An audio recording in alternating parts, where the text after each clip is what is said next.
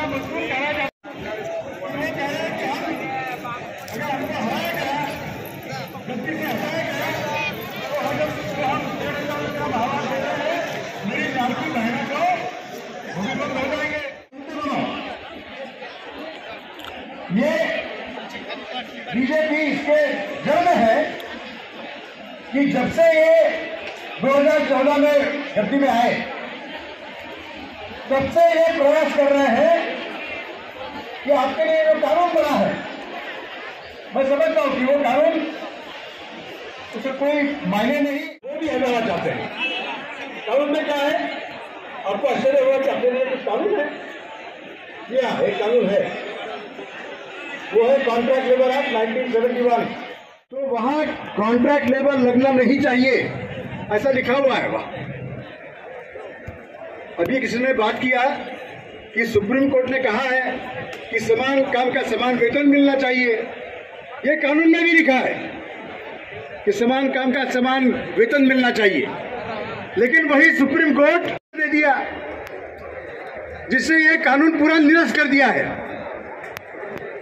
जो मैं आपको बोला कि जो मजदूर लगातार काम करता है साल भर, वहां कॉन्ट्रैक्ट लेबर नहीं लगना चाहिए। अब ये जांच कौन करेगा? अगर हम कंप्लेंट करता है, कॉन्ट्रैक्ट मजदूर कंप्लेंट करता है,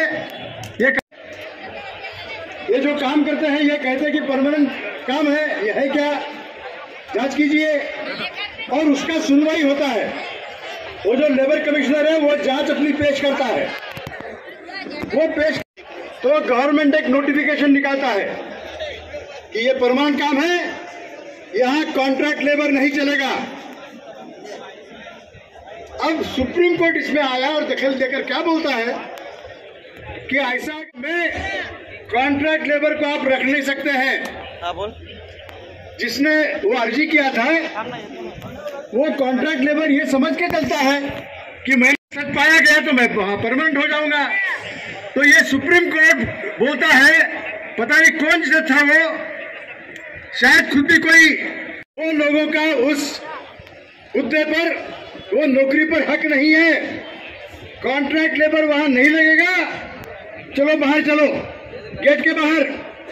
उसके बाद अगर वहां का मालिक आपको रखना चाहता है तो उसकी मर्जी, रखे, लेकिन जिसको रखना है वो परमानेंट। सही पाया गया, ये लगातार चलने वाला काम है, तो हमको क्यों बाहर? तो ये सुप्रीम कोर्ट कहता है कि जब आप नौकरी पर आए थे आपको मालूम नहीं था ये कॉन्ट्रैक्ट का काम है, अब क्या मांग रहे हो? बाहर जाओ, लाइन में लगो। तो वो ये है, इतना सब कुछ यहाँ जो बैठे हैं तमाम सेंट्रल ट्रेड यूनियंस, ये सब मिला के उनका हम अगर मेंबरशिप रिकॉर्ड देखते हैं जो उन्होंने क्लेम किया है, तो भारतवर्ष में अगर 100 मजदूर है कुल मिलाकर, परमानेंट कॉन्ट्रैक्ट जैसे कहो, तो 100 में से 93 ये यूनियन के दायरे के बाहर है। जो परमानेंट मजदूर है वो बड़ी सैलरी ले रहा है, उसको घर भाड़ा मिल रहा है, उसको प्रवास भत्ता मिल रहा है। अगर वो औरत है तो उसको मैटरनिटी बेनिफिट मिल रही है, अगर पुरुष है तो उसको पैटर्निटी बेनिफिट मिल रही है। इसमें से एक भी चीज नहीं मिलती है। मुझे याद है, मैं वो कंपनी का नाम नहीं लूंगा, वहां के कॉन्ट्रैक्ट मजदूर यूनियन करने के लिए आए और उन्होंने कहा कि हमारा एक ही डिमांड है, डिमांड वेतन। मीटिंग हो रहा है, इसका परमिशन मांगा गया है, आजकल परमिशन लगता है। जब मैं यहां आया, अब क्या बताएंगे? हमारी मांग है कि हमको परमानेंट करो, समान काम का समान वेतन दो। वो पुलिस वाला कुछ कर सकता है? शायद वो खुद कॉन्ट्रैक्ट पर होगा, ये तो इनकी हालत है। लेकिन फिर भी ये चल रहा है, क्योंकि जैसे मैंने आपको बोला, इसकी जड़ ये बीजेपी सरकार है। जब से ये सत्ता में आए हैं तो उन्होंने एक नया पैतरा चालू कर दिया है जिसका नाम है 4 लेबर कोड। ये 4 लेबर कोड में जितने कानून हम इस्तेमाल करते आए, जितने कानून का हमने कॉन्ट्रैक्ट मजदूरों को फायदा हो, इसका प्रयास किया। कामगार, माझा आजोबा कंत्राटी कामगार, माझा मुलगा कंत्राटी कामगार, ही पिढ्यानपिढ्याची व्यवस्था आपली चालू आहे। आपला देश महासत्ता बनण्याच्या दृष्टीने आणि त्यांचं गुलाम म्हणून काम करण्याची पाळी आता आपल्यावर आलेली आहे। मित्रांनो, 2000च्या अगोदर दामले साहेबांनी आता सांगितलं, 2000च्या अगोदर किमान आशा होती की मी आठवड्याने बोर्डाकडे जाईल, माझी केस चालवेल, दामले साहेब चालवतील आणि मला परमनंट करतील। ती आशाही सुप्रीम कोर्टाच्या एका फटकाऱ्यामध्ये निघून गेली। कंत्राटी कामगार इथपर्यंत ठीक होतं। आता जे 4 कोड बिल आणली गेलेले आहेत त्या 4 कोड बिलानुसार बसता येणार नाही। आज ही सगळी जी मंडळी बसलेली आहेत ते तुमचे प्रश्न घेऊन लढतायत। आपण संपाची नोटीस देत आहोत, आपण मोर्चा काढतो आहोत। जर कदाचित 4 कोड बिल लागू झाली, मध्ये सचिन भाऊला मी एक बिल विधेयक 33 महाराष्ट्र सरकारचं डिटेल सचिन भाऊला पाठवल्या होत्या। कामगार कायद्यामध्ये जर मालकाने कामगारांचा पीएफ बुडवला, जर मालकाने SIC बुडवली, जर मालकाने ग्रॅज्युटी द्यायचा नकार दिला, जर मालकाने त्या ठेकेदारांनी आम्हाला किमान वेतन दिलं नाही तर त्याला आर्थिक दंड आणि सजा होती। महाराष्ट्र सरकारनं बिल 33 आणलं, त्यांची सजा काढून टाकली। पण जर कामगार संघटनेनं संप केला, कामगार संघटनेनं संपाचा प्रचार केला, कामगार नेत्यांनी जाऊन तिथं भाषण केलं संपाच्या बाजूनी, तर या लोकांना झेल होईल आणि यांना आर्थिक दंड भरावा लागेल।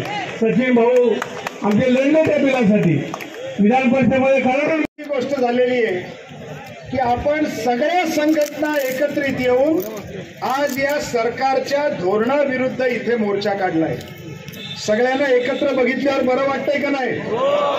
सबको इकट्ठा देखने से अच्छा लग रहा है या नहीं लग रहा है? तो यही आगे जाना है। आज इथे मोठ्या संख्येने महिला आलेल्या आहेत, तुमचं खास अभिनंदन करतो। का म्हणून विचारा का राहिलेलं नाही, आता तुम्ही लाडकी बहीण झालाय। राजकारण समजून घ्या। गेल्या इलेक्शन मध्ये मोदी म्हणत होते अबकी बार 400, आपल्या देशातल्या जनतेने 200 1,500 वाटणार आहे। कोण वाटणार आहे? आपल्या महाराष्ट्राचे पैसा मंत्री, काय नाव त्यांचं, अजित पवार 1,500 वाटणार आहेत। एकच प्रश्न मला पडतो बघा, महिलांना आणि पुरुषांना तुम्हालाही पडतो का? एवढी बहीण जर काय लाडकी झाली तर अजित पवारांच्या बहिणीचं नाव काय आहे? सुप्रिया सुळे। सुप्रिया सुळे दर वेळेला बारामतीतनं इलेक्शनला उभी राहते। एवढी बहीण लाडकी आहे तर अजित पवारांनी आपली बहीण सुप्रिया सुळेच्या विरुद्ध स्वतःच्या बायकोला उभं का केलं? तेव्हा हे बहिणीवरचं प्रेम नाही, अजूनही गेल्या इलेक्शनची शाई तुमच्या बोटावर असेल। आहे का? बघा, आहे का शाई? या काळ्या शाईवरचं प्रेम आहे, ते तुम्ही देणाऱ्या मतावरचं प्रेम आहे। मोदी शहांना या निमित्ताने एक गोष्ट सांगायची आहे। कोण? मोदी शहा हमारे दो म्हणजे कोण? अदानी अंबानी। त्यामुळे पैसे भरपूर आहेत, त्यामुळे त्यांनी विविध पक्षाचे विविध राज्यातले आमदार विकत घेतले, खासदार लागला। पैशाने आपण पाहिजे त्याला विकत घेऊ। आज या सभेमध्ये मी सांगू इच्छितो, मोदीजी असतील नाही तर शहा असतील नाही तर त्यांचे इथले शिंदे मिंदे, या देशातला कामगार, त्यातही विशेषतः कंत्राटी कामगार हा यांनी टाकलेल्या 1,500 रुपयावरती शेपटी हलवणारा कुत्रा नाही। आम्ही तुम्हाला मत देणार नाही, कारण तुम्हाला सवय लागली आहे पैसा फेको तमाशा देखो। आम्ही या आमदार खासदारांच्या प्रमाणे तुमच्या तमाशात नाचणारी पात्र नाही। आम्ही आमच्या हक्कासाठी लढतोय। आज सगळ्या राज्यकर्त्यांना, ओ झेंडेवाले, जरा जरा सावकाश. आज सगळ्या राज्यकर्त्यांना एक सवय झाली आहे की त्यांच्या करू इच्छितोय, तुम्हाला या सरकारची मेहरबानी पाहिजे का हक्क पाहिजे? तुम्हाला मेहरबानी पाहिजे का अधिकार पाहिजे? आणि मग तुमच्या बरोबर गद्दारी केलेली आहे. काय गद्दारी केली? 54 धंद्याबद्दल किमान वेतन हे 2015 मध्ये डिक्लेअर झालं, 24 फेब्रुवारी 2015. और किमान वेतन का कानून ये बोलता है कि किमान वेतन हर 5 साल के बाद उसका रिवीजन करना चाहिए. मग तुम्ही म्हणाल रिवीजन नाही झालं. 24 फेब्रुवारी 2020, 6 महिने महागाई वाढते, 6 महिने महागाई वाढते आणि त्यानंतर एप्रिल महिन्यामध्ये महागाई भत्ता वाढतो. म्हणजे पहिल्यांदा काय वाढतं? महागाई. एप्रिलच्या नंतर 6 महीने महंगाई बढ़ते, महंगाई 6 महीना बढ़ती है और अक्टूबर में दोबारा महंगाई भत्ता बढ़ता है. तो महंगाई भत्ता बढ़ने की वजह से तुम्हारा पगार बढ़ा है. तुम्हारे पगार का मूल्यांकन नहीं हुआ है. सांगा, किमान वेतन त्याचं नवीन वेतन जाहीर झालं पाहिजे का नाही झालं पाहिजे? 4.5 वर्षापासून किमान वेतन डिक्लेअर न करणारं महाराष्ट्र सरकार झिंदाबाद आहे का मुर्दाबाद आहे? मग बोला, त्यांना ऐकायला जाऊ दे, बहिरे लोक आहेत ते. 4.5 वर्षापासून किमान वेतन न वाढवणारं महाराष्ट्र सरकार मुर्दाबाद. आवाज तर चांगला पण हात पण वर करा. 4.5 वर्षापासून किमान वेतन न वाढवणारं महाराष्ट्र सरकार मुर्दाबाद. कामगार कायदे बदलणारं मोदी सरकार मुर्दाबाद. मोदी साहेबांनी तर मिलिटरीमध्ये सुद्धा आता एक वेगळ्या प्रकारचे कंत्राटी कामगार आहेत. नाव मोठं, नाव काय दिलंय? करोना अग्निवीर. अग्निवीर त्यांच्याकडे वीरच आहे. सफाई कामगार किती आहेत? जरा हात वीर करा. हो हो, खाली घ्या. तुम्हाला कोरोनाच्या काळात काय म्हटलं होतं? कोरोना योद्धा. और मोदी ने एक नौटंकी किया था. क्या नौटंकी किया था? सफाई कामगारों के पैर धोए थे.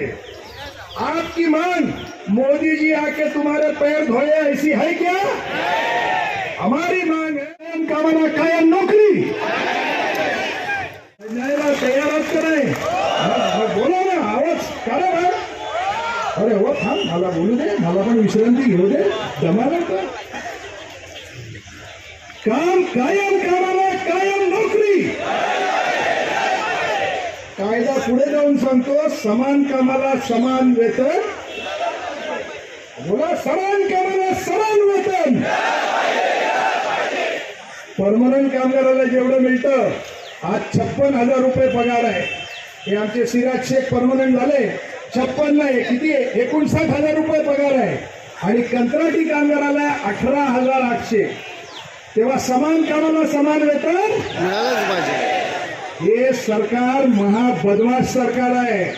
अशी एवढीच घोषणा केली तर सरकार म्हणेल हा देतो, समान कामाला समान वेतन देतो, परमनंट कामगाराचं वेतन 18,800 करतो. चालेल काय? परमनंट कामगाराचं कमी करायचंय का तुमचं 60,000 करायचंय? मग बोला, समान कामाला समान वेतन. आता कायदा आहे, कायदा राहिला पुस्तकात, पुस्तक राहिलं मंत्रालयात आणि त्या मंत्रालयाच्या 6व्या मजल्याला मागे आग लागली. त्यामुळे ते पुस्तक आहे का आगीत जळालं माहिती आहे का आपल्याला? आता हा जो मंत्रालयात धूळ खात पडलेला कायदा आहे तो आपल्या आयुष्यात आणायला तुम्ही तयार आहात काय? त्याच्यासाठी एकजूट करायला तयार आहात काय? मग बोला, हम सब. अजून जोरात, हम सब लढेंगे, लढेंगे. कोण म्हणतो देणार नाही? आता हे जे आपण जमलोय ते फक्त रुपये, पैसे, पगार वाढ, बोनस एवढ्या पुरते नाही. शोले बघितलंय?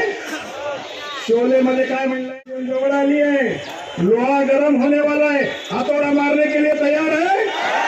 ठरवा सगळ्यांनी या कमळाबाईला इथनं पायउतार करायची आणि इंडिया आघाडी आली पाहिजे. मंजूर आहे का? हम सब जय भीम, लाल सलाम. मुट्ठी मुट्ठी बनाकर एकता की मुट्ठी, आवाज दो. ये सरकार की मजदूर विरोधी नीति नहीं चलेगी. ये सरकार की मजदूर विरोधी नीति नहीं चलेगी.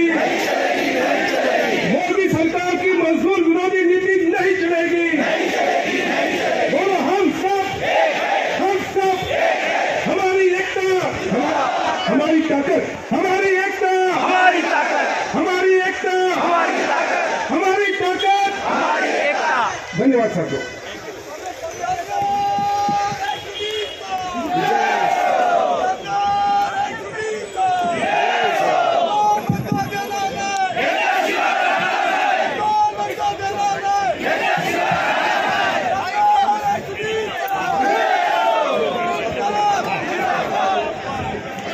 धन्यवाद कॉम्रेड मिलिंद रानडे.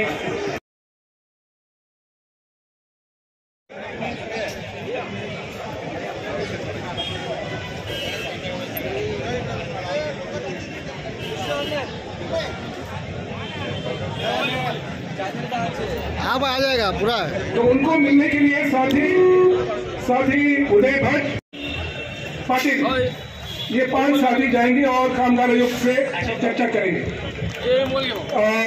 कामगार साथियों, योगदान ईशान्य मुंबईच्या त्या लोकसभेमध्ये कामगार संघटना म्हणून त्यांनी करण्याचं काम केलं. असे मॉनिटरजी सुकुमार, आदरणीय सुकुमार दामलेजी, अशोक एका काळामध्ये मंत्री होतो. ज्यावेळी कुठलाही शिष्टमंडळ आला तर आम्ही मंत्री म्हणून घेऊन इकडे यायचो, किंवा एक कक्ष उभारला जायचं. आज दुर्दैवाने म्हणावं लागेल त्या शिष्टमंडळाला साधा मंत्री भेटायलाही येत नाही किंवा त्या बाबतीत ती दखलही घ्यायला तयार नाही. कारण ही जी मनोवृत्ती जी लोकांची झालेली आहे त्यांना हे वाटतच नाही की हे आपला मतदार आहे. ही मानसिकता या लोकांच्या मनामध्ये निर्माण झालेली आहे. आणि म्हणून तुम्ही बघितलं असेल की देशाच्या स्तरावर त्या लोकांनी कामगारांच्या बाबतीत पाहिजे तेवढं तसं काम करता आलं असं ते केलं नाही. ही खंत आमच्यासारख्या कामगार नेत्यांच्या मनामध्ये कुठलाही सरकार असो ही नेहमीच राहिलेली आहे.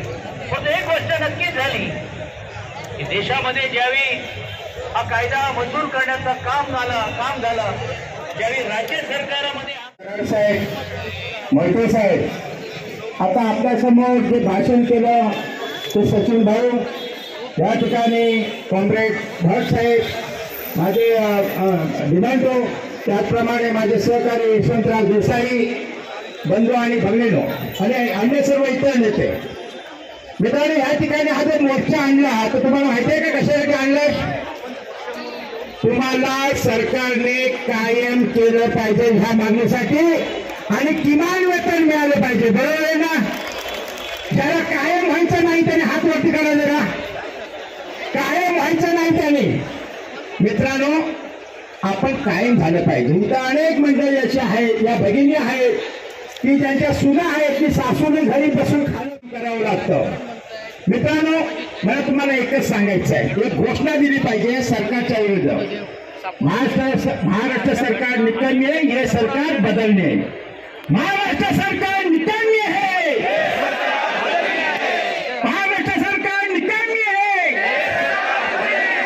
नक्की करा मित्रांनो. आज ह्या ठिकाणी सर्व संघटना, बीएमए सोडून सर्व संघटनाच्या ह्या ठिकाणी सर्व संघटना आहेत. आणि जो पिंपरी चिंचवडला ठरवलं की आपण आझाद मैदानामध्ये न जाता जिथं आपले कामगार आयुक्त जे बसलेले आहेत बांद्र्याला त्या ठिकाणी जायचं. आम्ही शिष्टमंडळ गेलो त्या ठिकाणी आणि त्यांचं नाकारलं. कारण गरिबांना तिथं बीकेसीमध्ये गरिबांची ॲलर्जी आहे. आणि लक्षात ते म्हणाले जे काही करायचं ते आझाद मैदानामध्ये करा. पण आम्ही मोहिते साहेबांना भेटलो. आता आपले कानडे साहेब जे आले, हे नुसतं तुम्हाला इलेक्शन पुरतं दाखवलेलं गाजर आहे, गाजर. आणि इलेक्शन संपलं की सांगणार आमच्या तिजोरीमध्ये पैसा नाही तर आम्ही काही देऊ शकत नाही. अरे लाडक्या बहीण दिसल्या तुम्हाला, आनंद आहे आम्हाला. आमच्या पण बहिणी आहेत माझी बायको आहे ती पण मला विचारत होती, मला पण 1,500 मिळणार काय?